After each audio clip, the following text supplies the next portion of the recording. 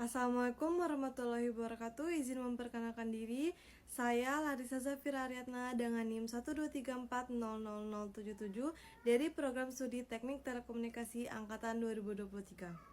Di sini saya akan mempresentasikan tentang materi kepemimpinan dan persepsi diri. Sebagaimana yang kita tahu bahwa leadership memiliki banyak fungsinya, yaitu salah satunya instruktif, yaitu memberikan instruksi, konsultatif, memberikan konsultasi, partisipatif, yaitu ikut serta dalam kegiatan, dan yang terakhir delegate atau pemindahan tanggung jawab dari seorang pemimpin ke anggota yang lebih kompeten. Selanjutnya ada leader principle atau sifat-sifat kepemimpinan. Yang pertama ada inklusif, sense of empathy, kolaboratif, kesalahan bias, cultural intelligence. Yang kedua ada efektif, fleksibel dan adaptif, agile, improving, command and control, time management and team management. Yang ketiga ada instruktif, yaitu lead by example, coaching, participate, discussion making, showing concern, and informing. Selanjutnya ada leadership versus management.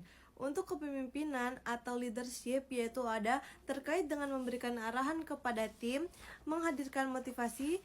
Kepemimpinan adalah untuk kelompok formal dan informal. Yang keempat ada seorang pemimpin mendapat otoritasnya daripada pengikutnya. Dan yang terakhir lebih didasarkan pada komunikasi verbal. Kemudian untuk manajemen ada terkait dengan perencanaan dan anggaran, menghadirkan kontrol dan pemecahan masalah. Manajemen adalah untuk kelompok formal dan organisasinya. Yang keempat, seorang manajer mendapatkan otoritas dari posisi dalam organisasi tersebut. Dan yang terakhir, lebih didasari pada komunikasi yang tertulis. Leadership atau kepemimpinan berhasil dari pengaruh sosial, bukan otoritas atau kekuasaan. Ciri-ciri kepribadian, atribut, atau bahkan gelar tidak selalu membuat seseorang pemimpin. Ada banyak gaya dan jalan menuju kepemimpinan yang efektif. Selanjutnya ada self-leadership. Self-leadership adalah proses mengenal diri sendiri untuk mampu memberikan dampak terhadap diri sendiri dalam mencapai tujuan. Beberapa faktor tentang self-leadership. Yang pertama ada self-direction, yang kedua self-management, yang ketiga ada self-planning, yang keempat ada self-control, dan yang terakhir adalah self-monitoring. Selanjutnya adalah tips dalam mengembangkan diri menjadi pemimpin. 1. Menetapkan tujuan. 2. Memahami dan menyadari diri sendiri. 3. Menerima ide dan peluang baru. 4. Pertanyakan semuanya. Yang kelima ada mentorship atau mendampingi dan mengawasi. Yang keenam ada temukan kebaikan atau keindahan orang lain di sekitarnya.